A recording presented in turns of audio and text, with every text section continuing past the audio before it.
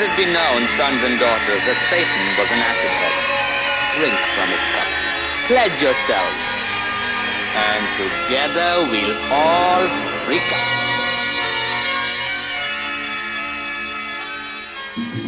Hello, welcome back to the Black Leather Eyes channel. Jason here. So, how are you all? I'm sitting about. It's snowing. It's Baltic, and sitting about scratching my arse. Like, why not jump on and show some records? Just some stuff I've been listening to the past while. Some of this I didn't get to show on my last video, so I thought I'd come on, say hello, and show some records. Alright, so what we're listening to is Midnight Heat by Ball, the third Ball record. I've really enjoyed this album this year. They really impressed me. I really like what they do. So yeah, that's Ball, Midnight Heat. Alright, so first record. I haven't played this in a while, so this is Grand Theft. This was the little record that was put out in, I think it's come out in '72 originally. This is a press from late '80s. And if you don't know this record, this was a record that was put together by some proper musicians, right? Who wanted to take the piss out of the hard rock scene that was happening in the '70s, where all these knucklehead proto metal bands were coming out and stuff. So Grand Theft, I suppose, is like I take it it's like a rip on Grand Funk. And yeah, so they went in, they knocked this out in a couple of hours, I think. They recorded this in one day. Lots of improvisation and stuff on it. Absolutely over the top, ridiculous lyrics, loads of wailing, loads of fuzz, heavy guitar, all the tricks of the time, and it sounded like they had a lot of fun making this record. And some of it ends up sounding like a mixture of Grand Funk, Led Zepp, and like Sir Lord Baltimore, that sort of thing. It's hardly an essential LP, right? But it's a wee curio from the '70s, and you get a wee snippet of what was going on at the time. This ended up having a cult following, I suppose, probably even more than the band members' proper band did, you know. Probably became more known than that. But yeah, so that's Grand Theft. Is there an actual? Let's get songs on it like Logarithms, Meat Midgets, Depression City, RFD, Scream, It's Eating Me Alive. Yeah, if you like '70s hard rock and you haven't heard this, it's worth checking out for the crack, you know. But yeah, that's Grand Theft. Well, I was listening to this the other night. Revelation, Salvation's Answer. Came out in '91, I think this came out in Rise Above Records. This sleeve does not look right without the sticker on the front of it says Doom across it. This album rips. It's some of the riffs and stuff in this would take your head clean off. And listening back to this, I was just blown away by how good the musicianship is in this, and you can really get the feeling of the crackling and the buzz and electricity of a proper band playing together. And it hit me like a ton of bricks listening to it again. That there's all this AI stuff coming out, and this shit with people playing together can't be taken for granted. This is a brilliant record. Say loads of brilliant riffs in this, amazing musicianship. For their first LP as well, it's brilliant. That Sabbath Trouble sound with they later on had more of a proggy Rush influence on some of their material, and still it's on this as well, but not as much as where they went in some other records. But this blows me away. Brenner's voice though, it took me a wee while to grow on me. I suppose I was coming here for the riffs and the music, and eventually the vocals did grow on me. He has a weird sort of drony dreariness to his voice that I've actually come to appreciate. But what a brilliant doom metal record. Yeah, on Rise Above Records in 1991. I was going back to this one again. Caveman Logic by The Limit. Class rock and roll record. Featuring Sonny Vincent and Bobby Evening. And yeah, the Detroit sound with Wade Kramer, MC5, Stooges. It's really, really good. I really enjoy it. Really catchy tracks on it. Like Over and Over, the opening track, Caveman Logic itself is brilliant. Life's Last Night, Kitty Gone. Bobby hasn't sounded this good in a long time, I don't think. He suits singing this just really good rock and roll music more than the doom nowadays, I think. I'm looking forward to the new Pentagram album though, but yeah, Caveman Logic by The Limit, really good to hear it again. Frankie Miller, Full House. So yeah, this is a mixed bag of records, just like different stuff in here, you know, some heavy metal and some soul or whatever. But yeah, absolutely love Frankie Miller. His voice is amazing. I first heard Frankie Miller probably late 90s, early 2000s. Because I remember really well because me and a friend were coming home from band practice one night, and we would always listen to the John Peel show, and he played Brickyard Blues by Frankie Miller, which absolutely blew me away. I went out the next day and found the record, High Life record, and picked it up. I absolutely loved that song.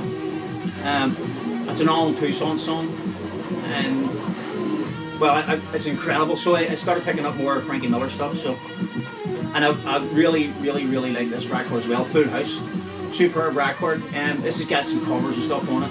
I used to play this for my son when he was a toddler, and he loved the Doodle song on this. I can still see him boogieing about in his nappy to this record. But one of my favourite singers, and I'd heard of Frankie Miller before because he sung on the Thin Lizzy Nightlife album, and still on the song Still in Love With You. He replaced, he'd done the parts where Gary Moore used to do, vocally on that. But yeah, Frankie Miller, a brilliant singer. Yeah, I love what he does. If you like Bob Seger and you listen to like Down the Honky Tonk with this, you might dig it if you don't know Frankie Miller. There's a song on this, right? Take Good Care of Yourself. Isn't it Take Good Care of Yourself? Be Good to Yourself. And it has the opening lick in it. Really reminds me of Gotta Get Away by the Stiff Little Fingers.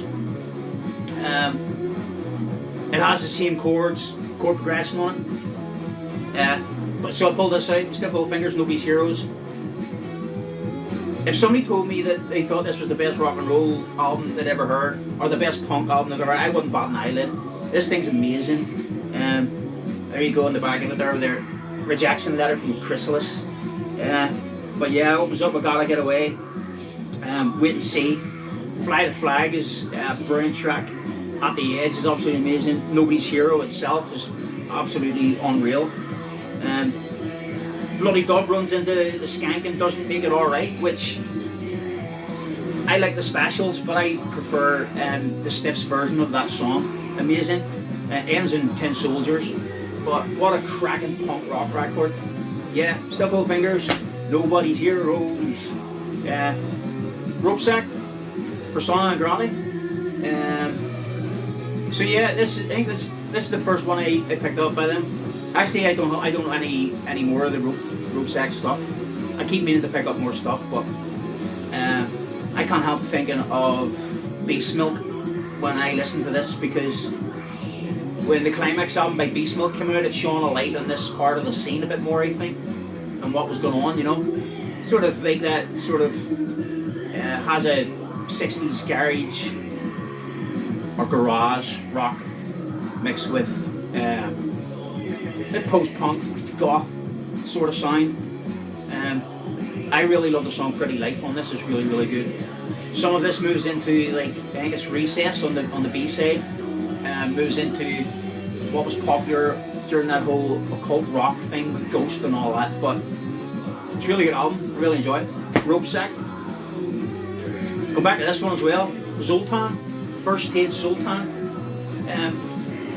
As you can tell, this is synthy sort of stuff, organs, good drumming, sort of like, if you like those old Italian horror soundtracks and stuff, there's a wee bit of that in it. It's really good. I have quite a few of their albums now, so it's good hitting this again. They put out records doing tribute to like Phantasm, what else?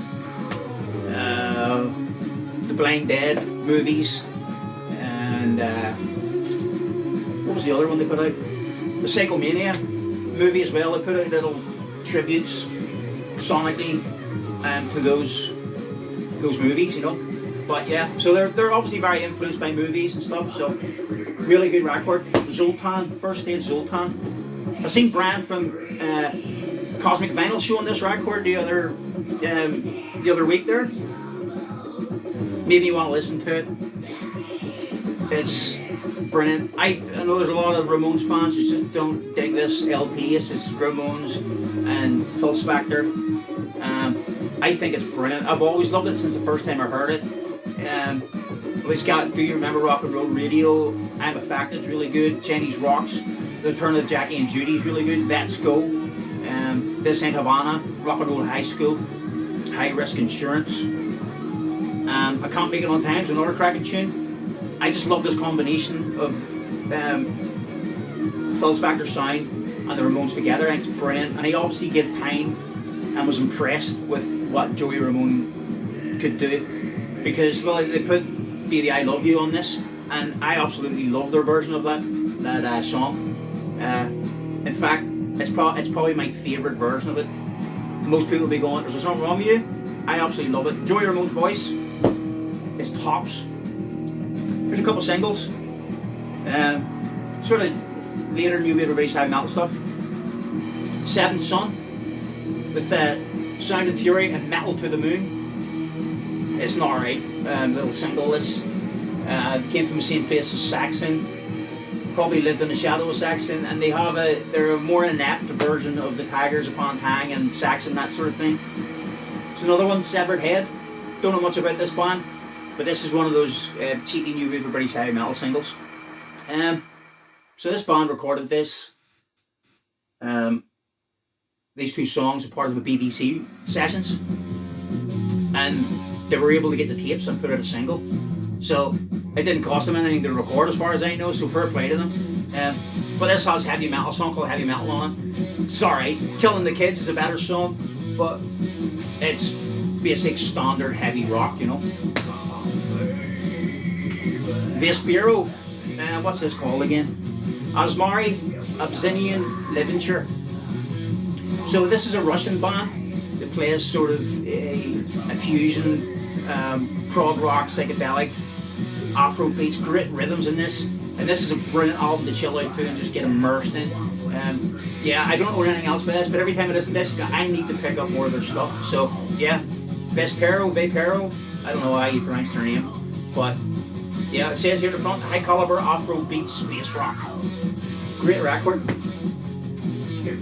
Here's a metal one, and yeah, Life of Crime by Zoetrope. This has got a brilliant energy on it. Well, they call themselves hardcore speed metal, but so just come back to this again, and what are some of the highlights on this? It's brilliant metal, speed metal, thrashy speed metal with that brilliant hardcore punk energy, and it just delivers really direct songs and no fuss to their sound, which I take it that's why they call it street metal, right? But stuff like Seeking Asylum is brilliant off this. Promiscuity is brilliant. I really love Company Man from it as well. Prohibition is really good. The opening track, Detention, yeah. Life of Crime by Zoetrope, brilliant record. Here's a band I'm new to, and I picked this. I started exploring some of their music because, well, it's Screaming Marionettes, goth rock band from the UK. One of the members from the New British Heavy Metal band Weapon was in this band for a while, and yeah, this is like Christabel, Screaming Marionettes, but they shortened their name to Marionettes later on. I really enjoyed this. The song, like Christabel, opens up with a really good, they're not shy of the heavy rock influence.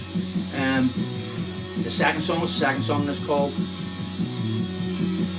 Screaming Master, which is a really good goth rock song, more moodier. Here's another one. This is the first one they put out. These came out. This one came out in '87, I think. The other one came out in '88. So I'm new to this band. Don't know much about them yet. But this is Obsession by Screaming Marionette. And this record, there's something about this record that I instantly think of Type O Negative without writing like that. And where this guy takes his voice really, really reminds me of Pete Steele sometimes. Just the way he rolls some of the words around in his mouth. Really good. I really enjoyed it. I think these two songs are better than the other one. Obsession, Play Dead's a really good song too. I would check, if you like Type O Negative, I would check this out. It's more of an 80s sound, you know. I'm going to change this over.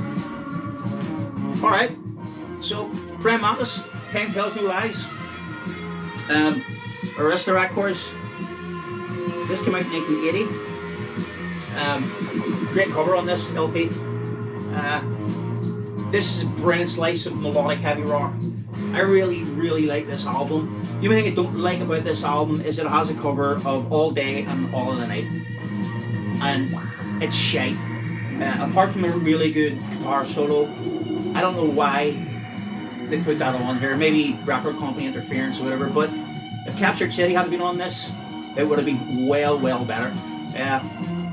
But Run for Tomorrow is really good. Lovers of the Grave, Panic in the Streets, Beads of Ebony, Flirting with Suicide, Children of the Earth, songs like that.